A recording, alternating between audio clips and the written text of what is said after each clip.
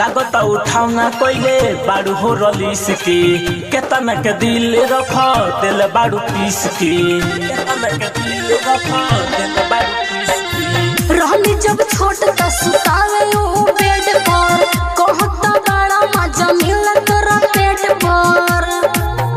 तब कैसे तोहर पूरा तकोटा सुना बनिया के बेटा 2 दिन से लेता ए सुना गजब गजब के फीलिंग हो देता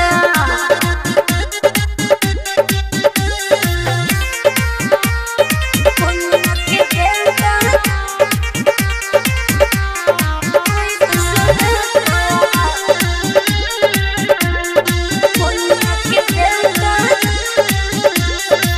ढीला ढीला कोइले बा तोरा रे सामान की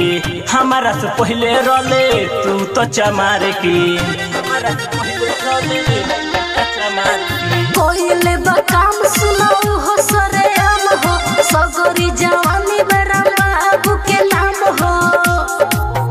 रसगुल्ला सूरज मुकेश बोलावे ले अलोता